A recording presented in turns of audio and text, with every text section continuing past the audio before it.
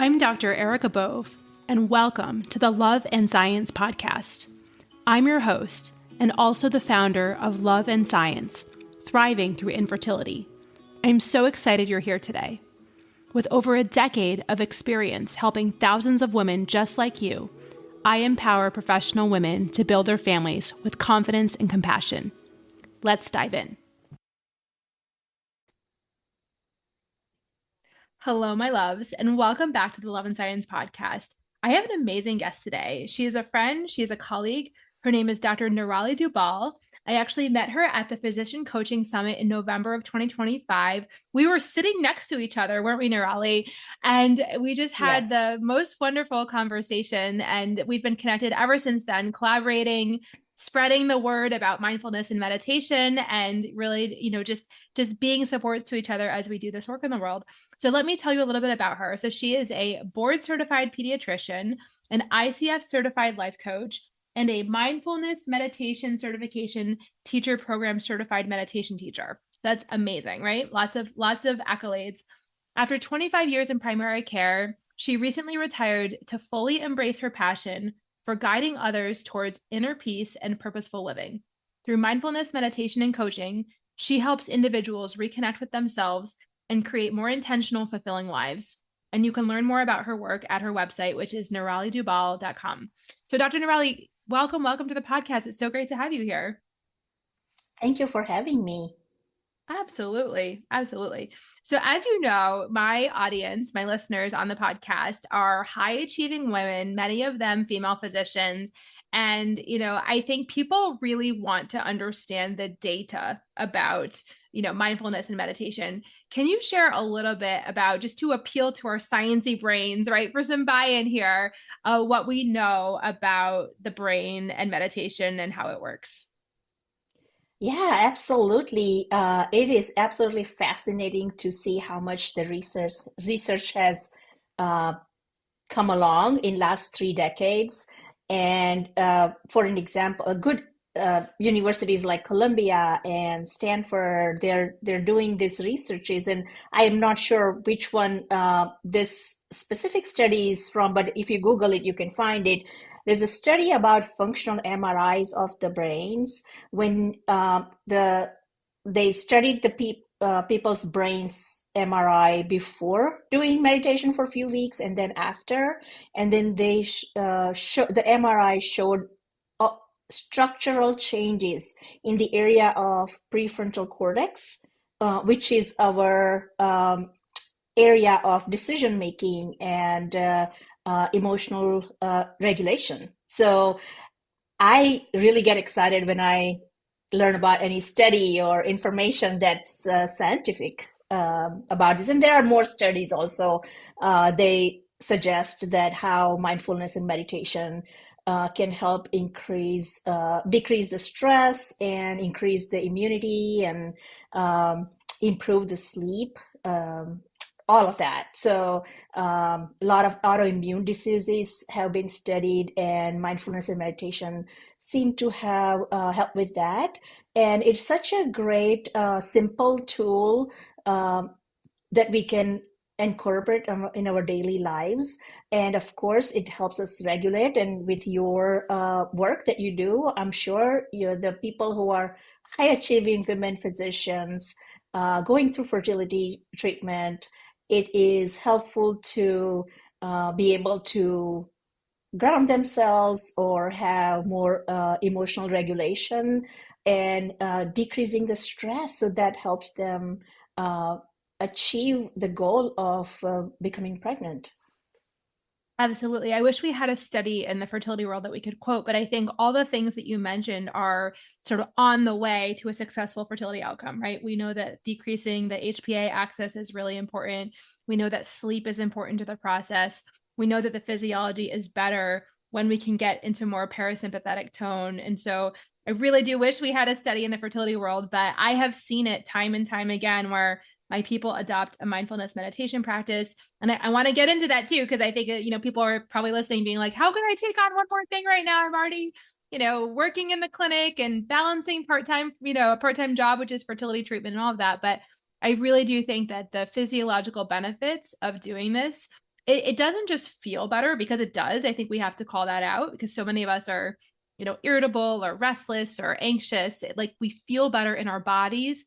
And when we are trying to be on a path where there's a specific outcome, a specific deliverable, such as the fertility journey, I see people get pregnant quicker, stay pregnant when this is, attuned to. And so, can you help me understand, help the listeners understand, is there like a certain threshold that we need to be doing this for it to be effective? Is there like a dose dependent response, like a medication, or do we not know that yet? Well, this is something that comes up a lot. People ask me about this a lot. I think the most important thing is that this meditation and mindfulness is over searched, and people are worried that, oh, this is one more thing for me to do. This is how am I going to get time for this? But there's so many little things that you can do on daily basis and incorporate the mindfulness in your daily life. You don't have to have extra time for that. And even few minutes, 2 minutes, 5 minutes, 10 minutes, whatever you can give to your formal practice of meditation um, is fine. If you miss a day, it's not a big deal.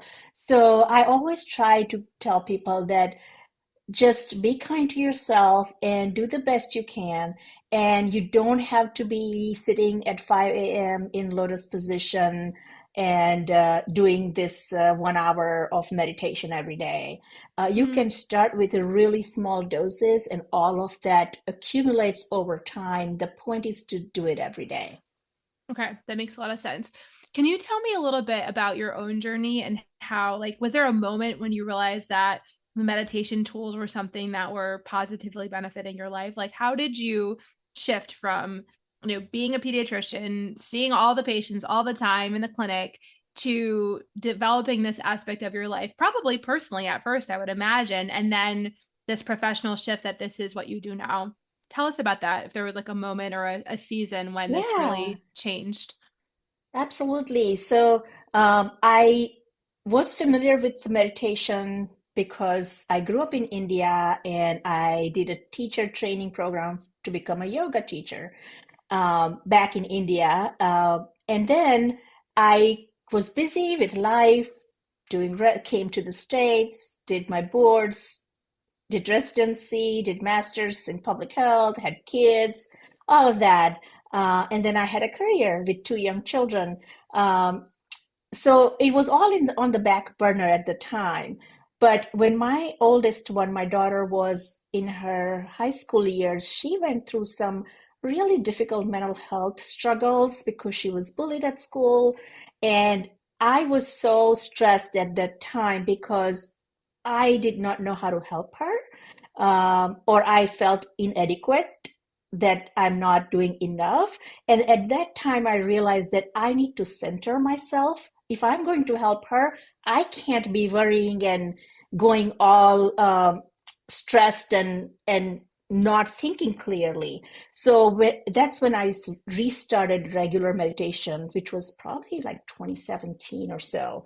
Um, and then I was doing it on and off. I had to put a plaque in my bedroom to remind me that make time for what matters most. So I put that in front of me as a reminder. So I would wake up in the morning, and before getting out of the bed, I would just close my eyes and meditate for a minute or two. So that's how I restarted my journey. And then I became a life coach and decided to go in the journey of becoming a mindfulness and meditation teacher. And that's when I started practicing it more and more regularly. And it was really helpful to help with daily stress of busy clinic and crying kids and patients who are upset, going through COVID, all of that.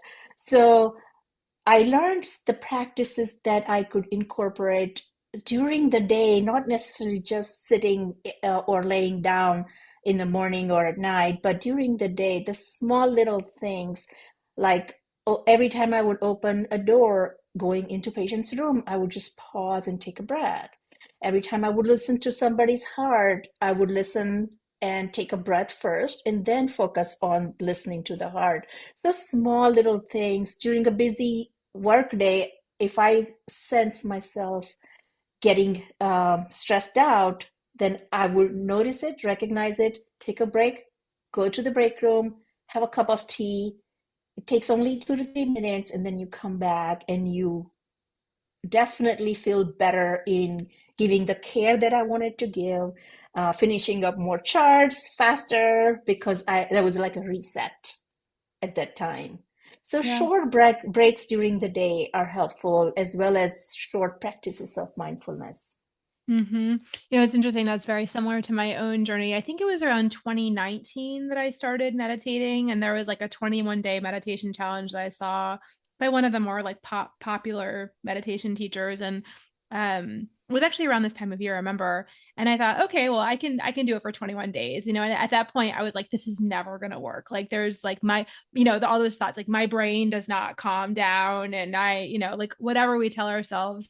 But I decided to do it with my very good friend Jenny, who's also a physician, and we did it for 21 days straight. And I noticed like I started to feel just a little bit better. Like I started to feel a little more Mhm. centered, a little more grounded. I think I was able to find my breath throughout the day, like whether I was in the OR or writing notes. It was like my breath was more accessible to me. I don't know how else to say it.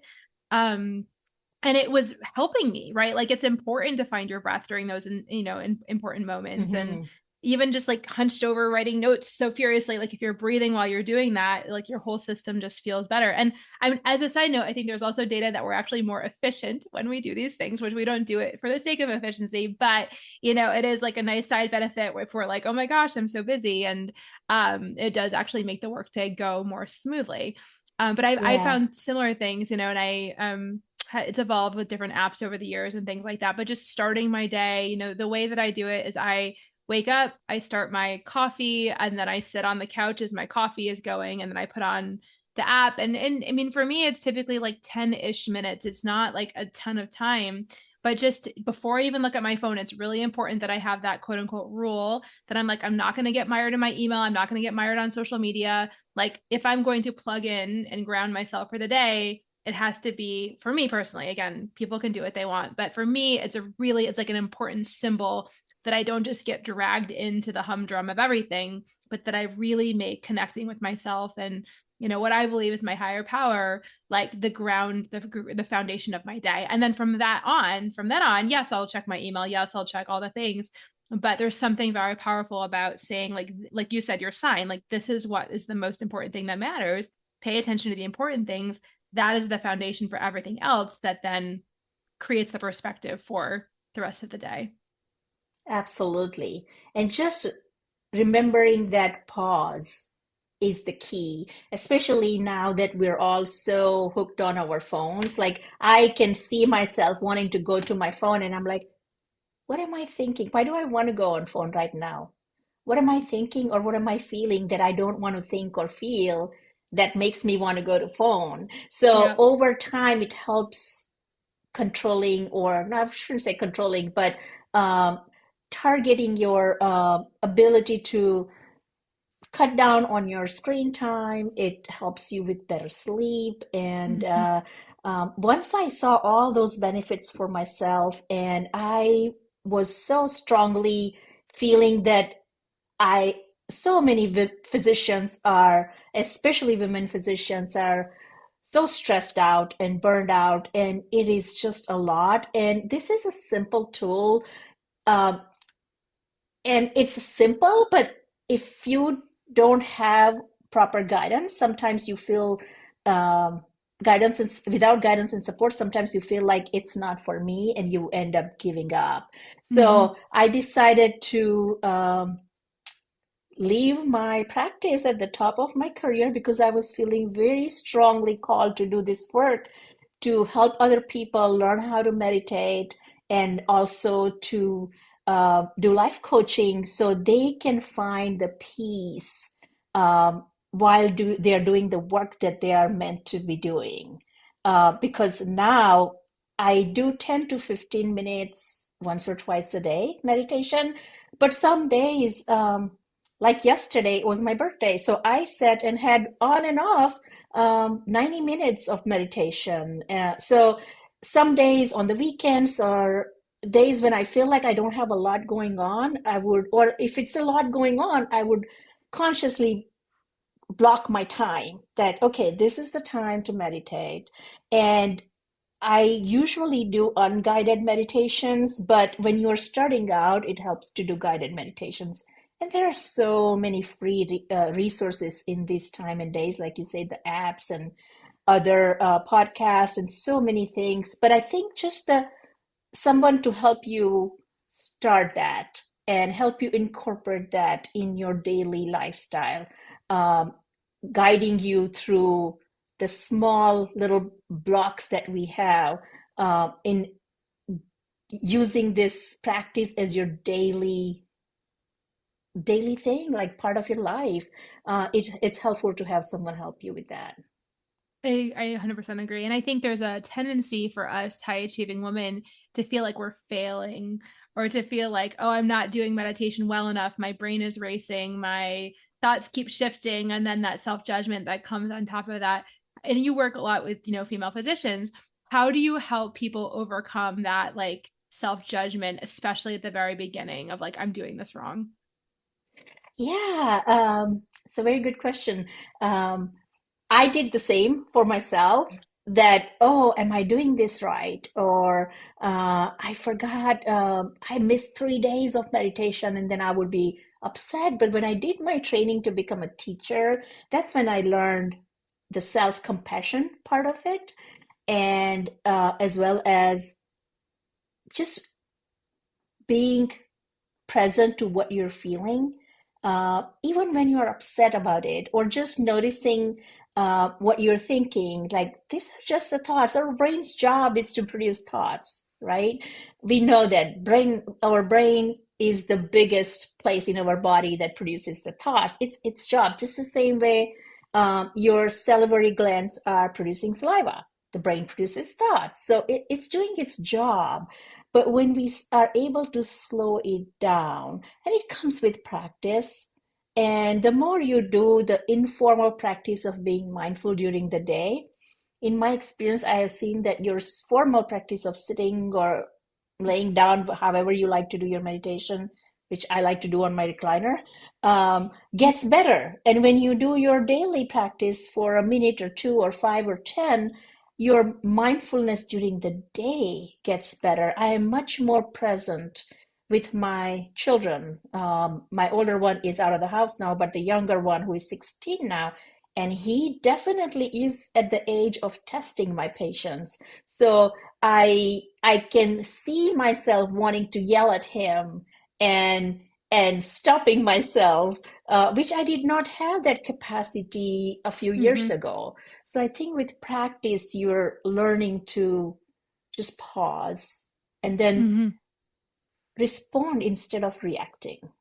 That's exactly what I was thinking of as you were saying that is that slowing down and then like the being the watcher of the thoughts. I was so fused with Mhm. my thoughts before I engaged in any of this that I didn't even know those thoughts. It was almost like they were happening, but I wasn't aware of them. But there was something about this that does allow us to watch the thoughts as they come, like we're like the watcher.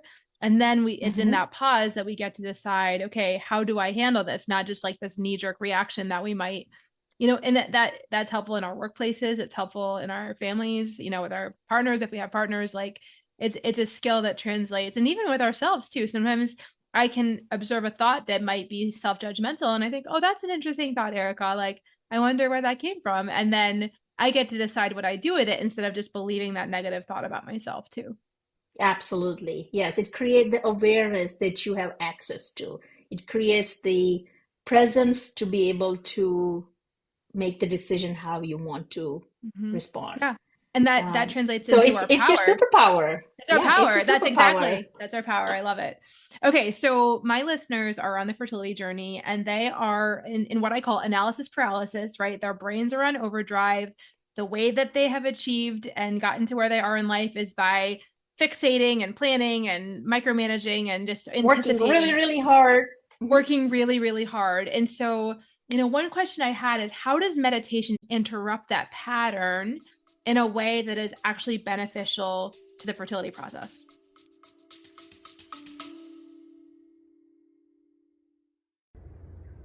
Hello, my loves. I am so excited to share this news with you. If you are a female physician navigating the fertility journey and you want a structured, evidence-based plan, I have created a free resource for you. It's called the Physician Fertility Roadmap. I have created a guide to help you optimize your chances of pregnancy and a successful outcome over the next 6 to 12 months. Check out the link in the show notes. Love you. Bye. Yeah, so especially physicians, we are trained to pay attention using our minds all the time, right? We usually live from head up because we're constantly thinking, analyzing, making decisions, evaluating possible side effects or outcomes, differential diagnosis. So this is all the process that happens in your head. And we are trained to ignore our bodies. I remember that during our residency training, we're just so busy and sleep is not a priority. Your body needs going to the bathroom is not a priority. And 20 years later, when I'm in my clinic, when I'm seeing my patient, it still is a habit. Like for me, like, oh, let me just see the next patient's here. Let me just go see them and I'll go to the bathroom after. And then it gets like 30 minutes later, I'm like, still haven't gone to the bathroom. What would I tell if it was my patient? Like, what are you doing to your body? We are trained to not to listen to our bodies. So Correct. with mindfulness and meditation training, we are able to connect our brain and our bodies and then able to see and watch the signals of stress and then take actions to move back and go into that parasympathetic rest and digest instead of constantly being in this fight or flight mode. So that's where the meditation and mindfulness comes in the picture. It helps you reconnect with your body. And I think that's so powerful. And a lot of what I find is that when we reconnect the mind and the body has this inner wisdom that we don't access when we stay in the brain, in the mind, in this sort of hypercerebral state. And so once we can drop into the body, as I like to say, then we can access that inner wisdom, which then helps us with our decisions, right? So maybe we're deciding whether we want to do another IVF cycle, or maybe we're trying to decide if we want to pause and do a little bit more evaluation into why things aren't working, or maybe we're considering third-party reproduction. There's all these really, really important decision points on the fertility journey, especially when things aren't working. And we can reason ourselves to any conclusion, right? I took logic in college. I know how it works. My sister's a lawyer. Like, you start with your assumptions and you work your way. If I can reason myself to any conclusion. But that is fine from a purely logistical standpoint, but that's not individual. That's not personalized. That's not Right. what I need as Erica on this earth as a unique human being. And so Yeah. when we can help people connect the dots, that's when we can then start to realize our deepest purpose, because we Yeah. have access to what was cut off before.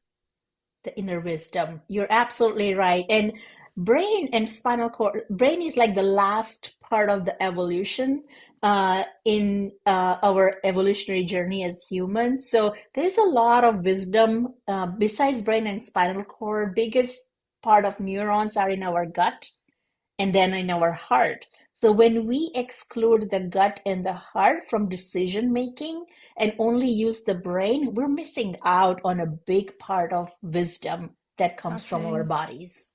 Yeah, thank you for sharing that. I hadn't thought of it that way. And it is really important. And one thing that when I started working with somebody who was also from India, who like had this deep knowledge of the mind body connection, she would say, like, and I do this with my own clients, and I'm sure you do too, like we drop in, we use the breath, we drop into the body, and then we do a body scan to let the Mhm. body tell us where there's dis-ease, where there's tension, where there's misalignment, because even if it's just like a tingling or a tugging or a slight, burning, it might be very subtle even, but then we lean into that space and breathe into that space and ask our bodies what they're trying to tell us. Right? I'm a big Yeah, data person.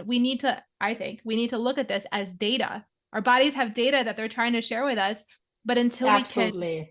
connect with that, we're going to miss Yeah. out. And we Until we pause to listen. Right, right. So what happens? We work ourselves into the ground, we hit rock bottom, we keep repeating the same patterns and asking ourselves why. But when we can then take a step back and pause and really listen to the body, at least in my own life, that's when I found the most breakthroughs. And like when I know to do something intuitively, it comes from my body and not necessarily from my brain.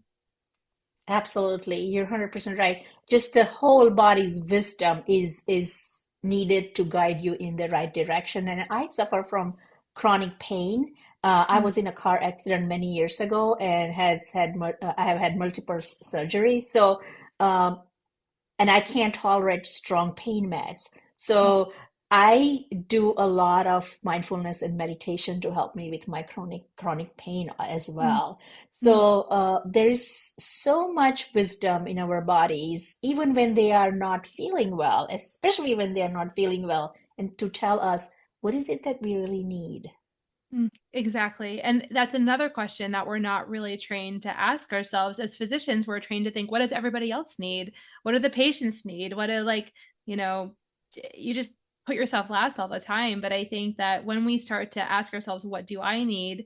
Then we're preserving the resource, preserving the asset. We might come up with something that we never would have thought of if we keep just like working ourselves harder and harder in the ground. And what I find is that the fertility outcomes are better when we start to slow down, when we start to feel our feelings, when we start to, have some time that's not chronic busyness, planning, all of that sort of hypervigilance, the physiology works better for reproduction. And I think it's really important to acknowledge that. Yeah, agree 100% with you. Yeah. And also, I mean, the uterus has a lot of nerves in it too. I think that we think maybe we need to start making decisions from our reproductive organs as well. I love that. I love you that. know, the ovaries, the uterus, all of Yeah. that. I think it Yeah, maybe whichever system we are trying to address, ask the system, right? Exactly. Like what do you need and and I think that's when we bring in all the resources. It's so beautiful. Um so I think we talked a little bit about this. Let's talk about emotional regulation because I think that the fertility journey is full of like highs and lows and so much data. I mean, you can even take a 2-week IVF stimulation and people are getting data every other day and like, okay, great, the estrogen's going up. Oh shoot, there's not that many follicles. Oh goodness, the estrogen's plateauing a little bit. We're gonna bump up your meds. Oh shoot, like there's just oh shoot, this Yeah. doesn't match up with the andro follicle count that I expected. And so there's just every single time there's data, there's an opportunity for disappointment, fear, uncertainty, feeling threatened, and really at the end of the day, like a deep despair and a hopelessness and a powerlessness that infertility is going to have the last word. It's a very, very terrible, hopeless situation because that is the spiral that people can go down. And so one of my intentions, as a coach is to say, okay, like let's notice what's there. This is how we got to this place of despair or hopelessness. How can we use our meditation practice, our mindfulness, our awareness of our thoughts, awareness of our feelings to rewrite the script and ask ourselves, like, how do we want to feel? But I think that so many of us got through our childhoods, got through our medical training in this like intense survival mode where we did not ask those questions, where emotional regulation was completely, we were just like this robot achievement machine, and almost like the emotions were kind of beyond us, unless our That and patients needed it, right? Go ahead. yeah, and we had to suppress our emotions sometimes. If you are in a residency and you have an attending who is not nice and saying something, you're not allowed to say what you want to say, right? So you Exactly. learn to suppress your emotions, and Right. that doesn't serve us as well. So uh, what my one of my meditation teachers is Tara Brach, and the other one is Jack Cornfield. That's Mhm. whom I learned the training with, and she gives a very simple demonstration that uh, let's very simply believe that this is our brain and this is our spinal cord, and this is our amygdala, which is the area in our brain that senses the fears and is always looking um, for any kind of danger in our lives. And this is our prefrontal cortex that developed later to discern, is it a real fear, or are you thinking about the lion, or is the lion here? Is this thought or emotion I'm feeling of fear, is that actually a real thought or fearful situation, or I'm just thinking about it? So when we learn to do mindfulness meditation practices, then what happens is the stress usually, anytime you're stressed, the lid gets to flip up. The prefrontal cortex goes away, and the clarity, the calmness, the emotional regulation goes away, and the amygdala is exposed, and you're going into fight and flight. When you practice meditation, your body and your brain learns to stay more steady. Your prefrontal cortex gets to stay where it's supposed to stay. The lid stays closed. Mm-hmm. And this is what they have seen in those functional MRIs, the area of prefrontal cortex getting bigger and area of amygdala getting smaller and smaller as Mm. people meditate. So that's how the meditation and mindfulness practices help us overcome, instead of going up and down and up and down, they help us stay more steady. And when Yeah. we're more steady, we're more clear in our heads to make good decisions.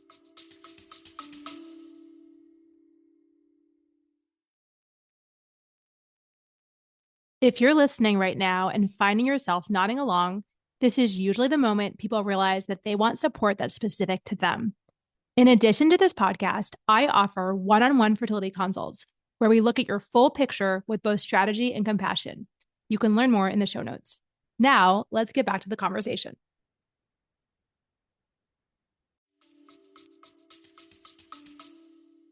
Absolutely. And, I work a lot with people and trying to say, okay, we learn in coaching school the unintentional model of like, what's happening under the surface? Your thoughts create your feelings create your actions create your results. We have to shine a light on those things. And then we say, okay, well, intentionally, how do you want to feel instead? I will say 80% of the time, I would say my clients say, I want to feel steady, right? Because neutral isn't really a feeling. Neutral is kind of like a non-feeling because it's moving from shame, despair, anger, frustration, all those more intense emotions. I think that making the switch to being like, well, I want to feel hopeful. I want to feel, excited, or like that often is like too much of a leap. But I find that steadiness is a really, really useful space for people as they're going through the fertility journey. It's a groundedness, it's a steadiness, and the mindfulness, the meditation, like you said, are ways, and that makes so much sense that we're like cloaking, or not, like we're sort of like swaddling almost, like my mentor would say, we're swaddling the amygdala in the prefrontal cortex so that it's not exposed, Mm-hmm. it's not raw, and that it has support, as these thoughts and insults come. Absolutely. Yes. Yeah, Yes, yes. amazing. So why do high achieving women often struggle with this, do you think? Like that's your people that you work with, right? Or high achieving women. Yes. High Uh achieving women, being one myself, and and always wanting to do well. I As you progress further and further in your career, and you start looking for more, you get used to having external validation because you're smart, you're capable, you have the capacity. You learn to have more and more external validation, and also you are all starting to worry about what are other people gonna think. When you are waiting for external validation, that's what you get used to. So when mhm, you learn to do your practices regularly, you have that validation from inside you. That mhm, steadiness, the that we talked about, that it's in Buddhist psychology, they call it equanimity.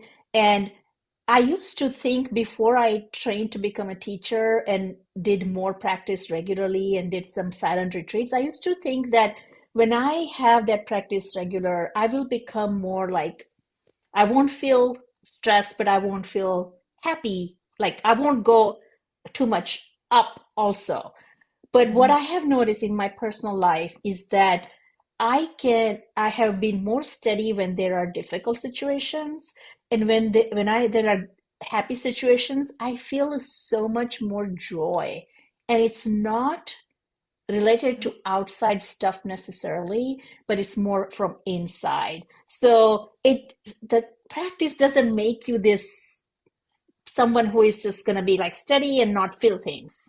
Right? It's going Restricted. to help you. Yeah. Yeah, it doesn't Yeah. make you like a robot and don't make you feel things. You actually feel less stress and more joy. So why not, right? That's right. And I mean, I think about it, I have a family member who had a really hard month of health. This like will last 4 to 6 weeks have been hard. And I've been a big support person for her. And, thinking about how I navigated that situation and what this was like, it was, if there was this steadiness and, you think, oh, are the highs highs or the lows lows? It was more this like trust that things were going to be okay, and that trust that we were doing our best, and trust that, you know, just this sort of internal, you're right, like even though it was very sad and scary at times and uncertain, there was like this deep grounding, like almost like a tether, where I felt that like I had the inner resources that I needed to be able to weather the storm. And I think that's different than maybe it would have been a few years ago when it's like, again, medical situations, well, this test result and that phone call and this, like there, you can just feel like a ping pong ball all the time. Hmm. But you're right. I do think that meditation really does allow us to tap into our inner resources, which we so don't think about as being these superpowers, but we have them. We have to learn how to access them. And that Yeah, is the we all have pathway. them. We have them, right? We have the wiring for them, but if we haven't been Yeah. taught, which is why you need a guide, if you haven't been Yeah, and taught there how are to, many ways to tap into them, and meditation and mindfulness is one of the ways that it's you don't need any extra additional big things to access that. That's why I like it more. right, right. And Oh, I go was ahead. going to say that you asked about the high achieving women because we tend to also judge ourselves, and especially physicians, we're critical because we have to be critical. We had to be critical to learn and make sure that we're making right decisions because Yeah. it could be somebody's death or life in our hands. But when we put that on ourselves, we tend to criticize ourselves a lot. And we have very high expectations of ourselves. So during my training, that was, I think, one of the biggest lesson that I learned to be kind to myself and accept my limitations, and improve my bandwidth with my own uh, toleration, my bandwidth about tolerating my own weaknesses or failures or small things that I couldn't do. And I used to feel like I'm a horrible mom when my kids one day, my 1 week, my I had one kid at the time, and she had 3 days she had pizza for meals, and I was so upset that I'm such a bad mom, and but I can't do anything about it. And then we were at a meeting, and one of my male colleagues is like, what's the big deal in eating pizza 3 times a week? And I'm like, how is this different? Why am I so critical of myself? So when you learn to discern that is this really a good reason to be upset with myself and judge myself, that comes with slowing down and pausing and realizing, what am I thinking? Mm-hmm. Is this the right thinking? Is Yeah. this the feeling that is helpful to me? So that's where it takes you. Absolutely. And I'm glad you mentioned the example that you did. I think, I'm here to help people build their families. And I always say, like, spoiler alert, once you are pregnant, because there will be a day when you have a child. It may not happen in the strong plan A, but you will become a parent if you want to become a parent. Parenting is hard. And I think that a lot of the tools that people learn on this journey, I always say, learn these tools as soon as possible, because I think especially, once people cross the threshold to parenthood and cross that bridge, there's a whole new set of challenges that mindfulness and meditation are really, really helpful to equip people with to navigate those challenges, right? The point is to help people become parents, and then these tools help people become better parents. Yes, you got that right. Yes. Amazing. Okay, so where can people start? Because I think that, we're very task oriented as high achieving women. Many of us physicians, we're good at checking boxes, but I think it might seem, I know it did to me, which is why the 21-day challenge was so helpful to me because it was very concrete and actionable. Like, where do you suggest people start when they are saying, you know what, I want to dabble my toe in this. I think this sounds like something that I could use in my life. Like, do you have resources that you recommend? Do you have a practice that you like? What's the entry point, I guess? So I would say start what work where it works for you. You can do your meditation for and start with turtle steps. Don't think about I'm going to meditate for 20 minutes every day. You start with 2 minutes. And if you are comfortable being with your breath or any part of your body using as an anchor, just stay there. You can do it on your own, but there are so many free resources. Insight Timer is my favorite app that has a That's my lot of favorite. free meditations. Yes.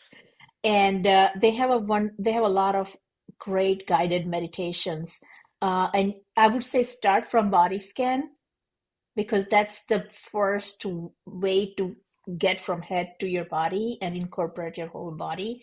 And start with there with just 5 to 10 minutes a day, and then try to find one or two new thing every day to remember as mindful moments, or I call it micro meditations during your day. Like one week, you can decide that every time I'm going to get in my car, I'm going to pause and take a breath before you turn it on. Every time I'm washing my hands, I'm going to feel the water and just noticing the water. So those are called micro meditations. So pick one or two and just practice it. And when you have a sitting practice or a laying down practice, you don't have to always sit up. And uh, if you're tired, you will fall asleep doing meditation practice, which is normal. That's just your body's way to communicate that you need more rest. So the first 2 years I started meditating, I was sleeping every single time because I wasn't getting enough rest. And gradually that improved as I allowed myself to have more rest. Mm-hmm. So, and the thoughts that are coming to your head are normal. And that does not mean that you're failing at doing meditation. Every time you catch that, oh, I'm thinking, that's your mindfulness moment. That's the moment you're actually being mindful. So it's completely normal to have all the thoughts in the world and then going back to your anchor over and over and practicing. Mm-hmm. That's what I Yeah, and would that's where we start bring in with. that mindful self-compassion. That's so beautiful. Okay, so you just launched a program as of the time of this recording for female physicians with mindfulness and meditation. Can you tell us a little bit about that program? Yeah, I launched my program for that will be starting in end of July. Starts, I think, on 23rd of July. It's a weekly sessions for 6 weeks. And it's a small group program where I would have 8 to 10 women physicians to learn the techniques of mindfulness and meditation um, in a group setting. And then also I will be providing one-on-one coaching sessions to use either improve their practices for mindfulness and meditation or any other areas in their lives where they are not satisfied, and I can help them with coaching and helping their journey to become more peaceful and have a life that is enjoyable.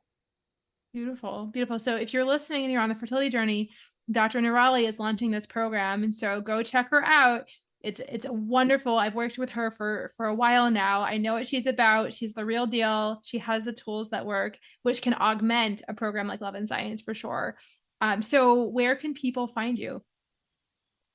So my website, niralidubal.com, and I am on Facebook and Instagram as Peace with Purpose. Beautiful, beautiful. Okay, we'll Yeah. put your stuff in the show notes as well. But Dr. Nirali, is there anything else you want to share with the listeners before we say goodbye for now? No, I just want to say that have faith.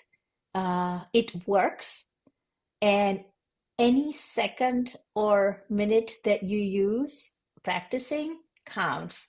So have the faith and trust that this is a tool that has worked for millennia and it's easily accessible and it would work for you.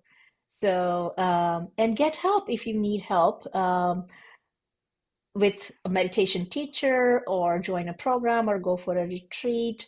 Um, but don't give up on that. Mm, That's what I beautiful. would want to say. And thank you for having me. Absolutely, Dr. Nally. It's so wonderful to know you. Thank you for the work that you do in the world. And to my listeners, you know how much I love you. Until the next time, bye.